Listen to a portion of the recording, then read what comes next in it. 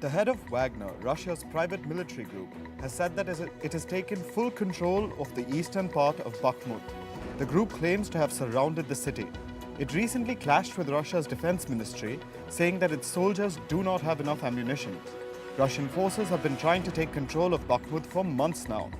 Ukrainian President Volodymyr Zelensky has said that his forces will continue fighting for the city. US officials have reviewed new intelligence received on the Nord Stream pipeline's blasts. It suggests that a pro-Ukrainian group carried out the attack. There is no evidence that Ukrainian President Volodymyr Zelensky or his top officials were involved. No conclusion has been reached on this matter. The US and NATO called the attacks an act of sabotage, while Russia blamed it on the West. However, neither side has produced any evidence. Around 1.28 million protesters took to the streets in France yesterday, the highest ever. People are protesting against pension reforms proposed by French President Emmanuel Macron. The government aims to raise the retirement age from 62 to 64 years before April. Police used water cannons and tear gas to disperse the crowd. Protesters responded by throwing rocks.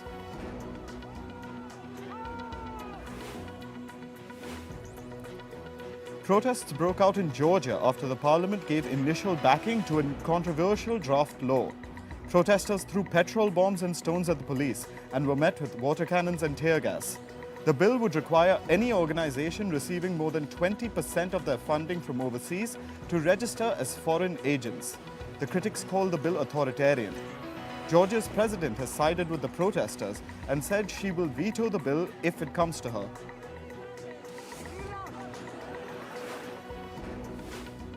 Demonstrations continue in the Peruvian capital of Lima. Police used tear gas to disperse hundreds of protesters. They took to the streets to call for President Dina Boluarte's resignation, closure of Congress, and changes to the constitution. Almost 48 people have died since the protests began in December 2022. Tensions flared when former President Pedro Castillo was ousted.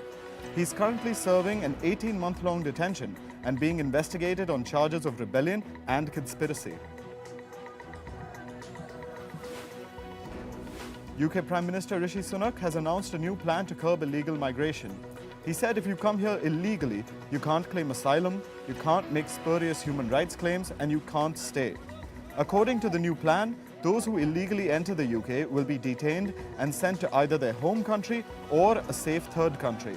The bill will give illegal migrants limited grounds for appeal. Italy has strongly rejected claims that its policies to discourage illegal migration played a role in a recent shipwreck in which over 72 people were killed. The Interior Minister said that accusations that the rescue was prevented by the government constitute a series of falsehoods. The boat reportedly set out from Turkey. It had about 180 people on board. 80 people survived the shipwreck. The victims include a 3-year-old child. The Italian Coast Guard claimed that the rescue operation was too late. Iran has said that attempts by Western countries to stop its defense development have failed. The country's defense minister said that Iran is working on a ballistic missile with a range of 2,000 kilometers. He added that considerable progress has been made in submarine and drone development. An Iranian general had earlier said that the country can produce ballistic missiles capable of destroying fast-moving marine targets. China has called the allegations of interference in Canada's elections ridiculous. Chinese Foreign Ministry spokesperson said that the country has no interest and will not interfere in Canada's internal matters. This comes after Canadian Prime Minister Justin Trudeau said alleged election interference by China will be probed. For this, Trudeau will appoint an independent special investigator.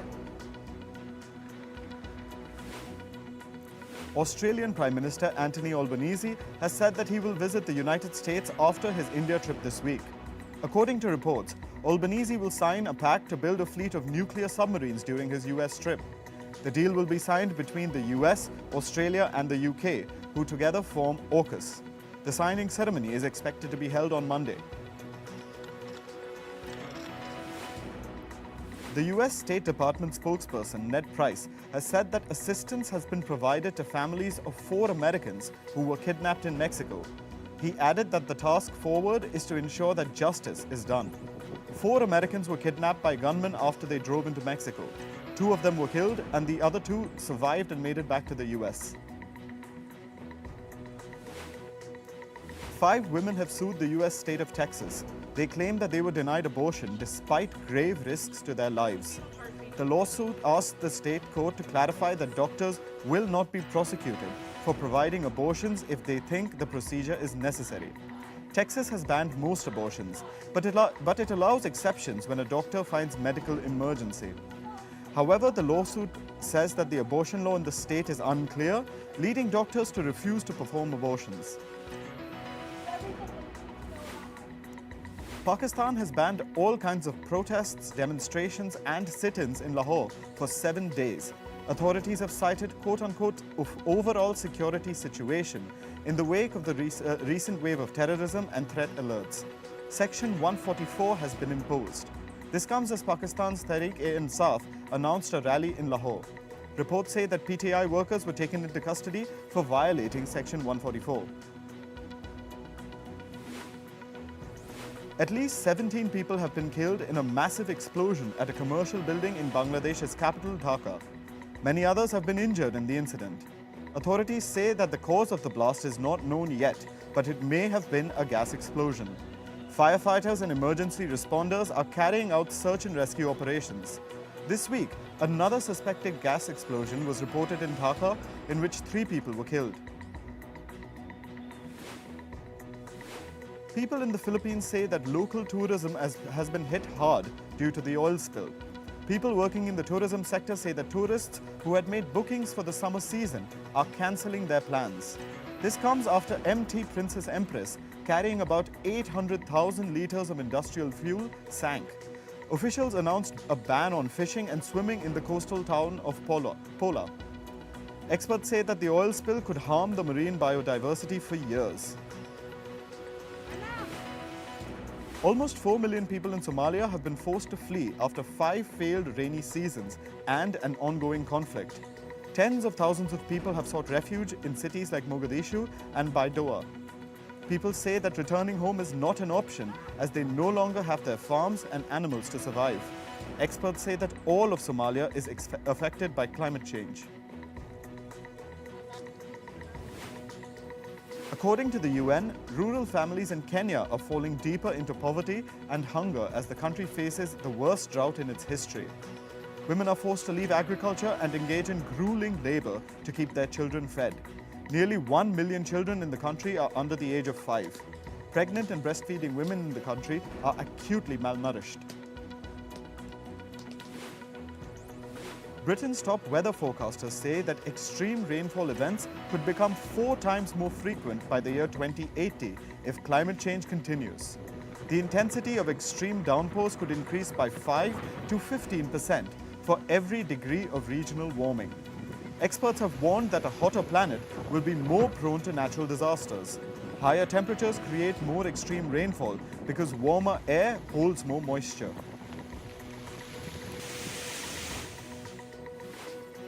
A police officer in California held up a sign reading "Free Snow."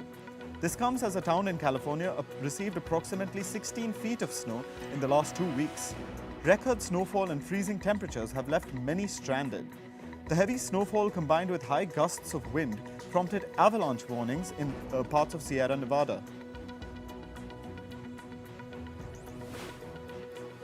Chile has launched a program to protect an endangered southern deer. The plan is to create a biological corridor that includes more than 230,000 acres of land.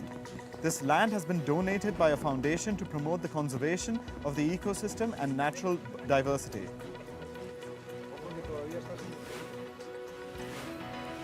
Healthcare giant Johnson & Johnson is cutting more than 350 jobs in the San Francisco Bay Area in the US. This is part of a restructuring that reportedly could shave 1,000 people from Johnson & Johnson's workforce. Earlier this year, the company started cutting jobs in its drug and vaccines business. Now, it's making cuts in the robots and medical devices units. Elon Musk said Twitter was recovering financially after seeing a 50% decline in ad revenue. This is one of Musk's first public disclosures about the state of the social media company since he acquired it last year. Musk spoke at a conference hosted by Morgan Stanley in San Francisco on Tuesday. He said that he has slashed $3 billion from Twitter's operational expenses. WeWork Inc. is in talks with investors to restructure its outstanding debt of more than $3 billion. It also seeks to raise more money. Shares of the company rose by about 5% in extended trading following the news. WeWork had enjoyed a pandemic-driven shift to flexible work outside traditional offices. It is now gearing up for a potential fallout from likely economic downturn. China will set up a new financial watchdog to replace its banking and insurance regulators. The decision has been taken as part of an overhaul of state institutions. This is after concern about China's creaking property market. The new body does not have an official name yet. It will bring oversight of China's financial system under the direct control of the State Council. The EU executive is considering a target that would see 40% of the bloc's clean tech made in Europe by the end of the decade. The decision is part of a response to a wave of subsidies from the US and China. To achieve the 40% target by the end of the decade, the EU executive wants to speed up planning permission for plants manufacturing net zero technologies. New seismic survey technology from geothermal prospecting will be tested in Indonesia. The new tech will make it easier to determine the best places to drill wells. The technology has been developed by Geoflow Imaging. It is adapted from principles established in shale formation simulation monitoring. UK news outlets Daily Mirror and The Express have published their first articles written using artificial intelligence. Jim Mullen, the chief executive of Reach, has said that the company let a bot produce 3 articles last week. The articles were published on the local news site inyourarea.co.uk. Last month, BuzzFeed said it would start working with OpenAI to help produce its quizzes. Facebook head Tom Allison has said that the platform is testing bringing messaging capabilities back to the Facebook app. According to Allison, users will now be able to share content more easily without having to use the Messenger app. Facebook split off messaging features from its flagship social networking application nearly a decade ago. The move comes after Facebook revised its strategy last year amid concerns about a stagnant and aging user base. Users are finding TikTok's latest beauty filter eerily realistic, so much so that social media is abuzz with posts calling the new feature problematic. The new bold glamour filter on TikTok uses machine learning technology to automatically edit users' facial features. Leaks claim that Apple will yet again limit its high refresh rate and always-on display capabilities to the upcoming Pro model iPhones. The leak also claims that the LTPO 120Hz refresh screens will be limited to the 2 Pro models, the iPhone 15 Pro and the iPhone 15 Pro Max. Apple used the same approach on last year's iPhone 14 Pro and 14 Pro Max, as well as their predecessors. Chelsea have reached the Champions League quarterfinals after defeating German club Borussia Dortmund. They beat Borussia Dortmund 2-0 at Stamford Bridge on Tuesday. Raheem Sterling and Kai Havertz, with a twice-taken penalty, got the goals. The result relieved some of the pressure on manager Graham Potter. Chelsea had won just 3 of their previous 16 matches. They currently sit in the 10th place in the English Premier League. The Arsenal women's football team have ended the longest trophy drought in their modern history. They defeated London rivals Chelsea 3-1 to win the English League Cup. This is their first trophy in 4 years. Arsenal's victory was a record 6th in the League Cup. Arsenal is the most successful club in the English Women's Football League.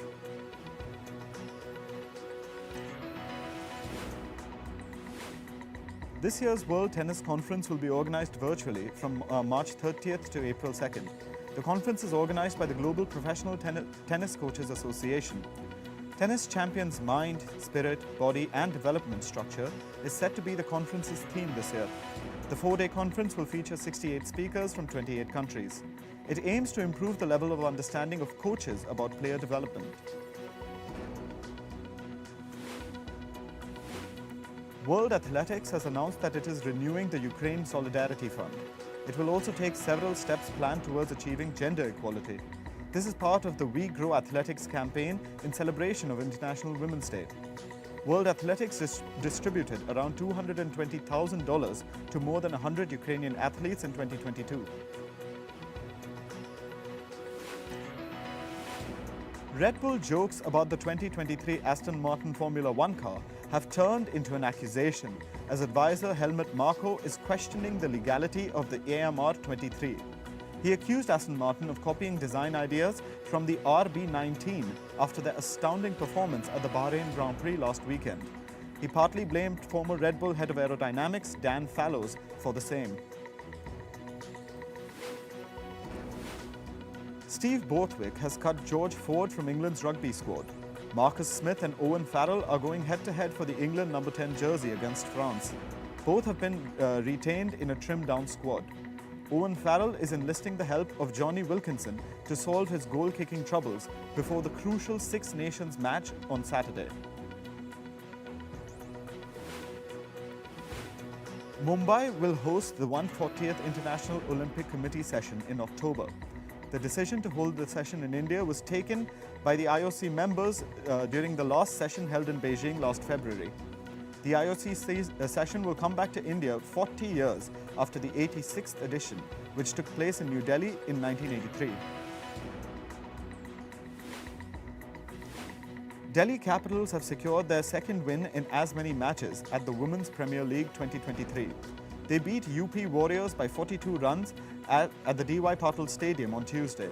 Skipper Meg Lanning emerged as the standout player from the Delhi camp as she smashed a 42-ball 70. Delhi piled a staggering tally of 211 on the board. Meanwhile, UP Warriors could only manage 169 in 20 overs. The European Olympic Committees has officially announced the inclusion of Muay Thai or Thai boxing at the European Games 2023. The Games will be held in Krakow, Poland. The EOC also remarked that Muay Thai is the fastest growing combat sport in terms of athletes and spectators. Muay Thai will be held from the 23rd to the 27th of June 2023.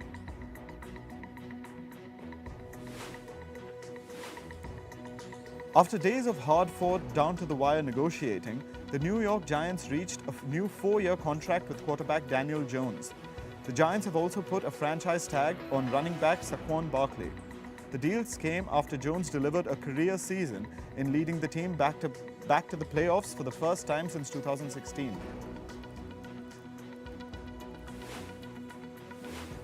The BBC is renewing Strike, a crime fiction series based on author J.K. Rowling's books. This comes amid a transphobia row. Rowling has received criticisms for her views on transgender rights, including from listeners on BBC's radio shows.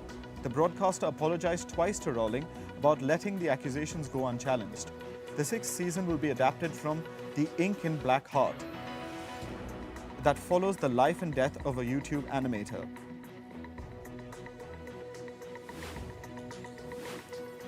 American toy company Mattel levels up its digital content game ahead of launching its publishing imprint in 2024.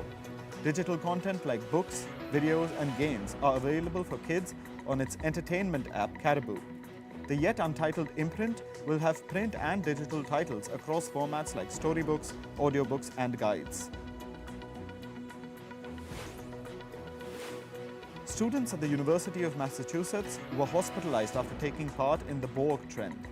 The TikTok trend that involves drinking from plastic gallon containers has over 82 million views. The concoction is made by filling plastic gallon containers with alcohol, water, and electrolytes. 28 ambulances as well as emergency vehicles from neighboring towns had to be rushed in. Adidas is weighing its options on apparel and shoes under Kanye West's collaboration. The sportswear giant halted collaboration with Ye post his anti-Semitic comments last October. Not selling the stock could cost the brand a revenue loss of about 1.2 billion euros. If the brand fails to find buyers, it might end up burning the stock.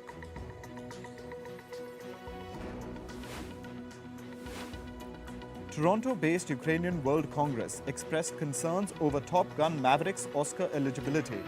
The group's open letter to the Academy of Motion Picture Arts and Sciences comes on the heels of funding allegations by a Russian oligarch. Dmitry Rybolovlev, who allegedly financed the film partially, is on Ukrainian President Volodymyr Zelensky's sanctioned list. The Tom Cruise starrer is in the race for Best Picture and Original Song, among other categories at this year's Academy Awards. Ben Savage, star of the hit 90s sitcom Boy Meets World, plans to run for a U.S. House seat from California. The Democrat says he's running for Congress because it's time to restore faith in government.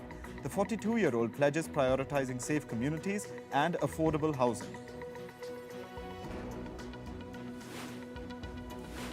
Hugh Jackman is consuming 8,000 calories a day to bulk up for Deadpool 3 that releases on November 8th. The 54-year-old actor is eating 6 meals a day that include black bass, Patagonia salmon, chicken burgers. Jackman admitted that training for Wolverine takes a toll on him as he does it the old school way and doesn't take steroids. Starting March 31st, streaming platform Disney Plus Hotstar will not carry HBO content. The news comes after HBO CEO Bob Iger announced cutting $5.5 billion in costs. There is no confirmation on where popular HBO shows like The Last of Us and Game of Thrones will be available for Indian viewers. Bollywood film Sui Dhaga is set to release in China on March 31st after a delay of over 3 years. The 2018 hit film starring Varun Dhawan and Anushka Sharma was earlier slated for a December 2019 release in China. The film follows a tailor and embroiderer couple that chart their own entrepreneurial journey. A week-long Indian film festival showcasing films across romance and drama genres opens in Russia. With films like Devdas and Bajirao Mastani, the festival will travel to over 20 cities. Ranbir Kapoor's latest release, Tu Jhoothi Main Makkar, will also be premiered at the festival.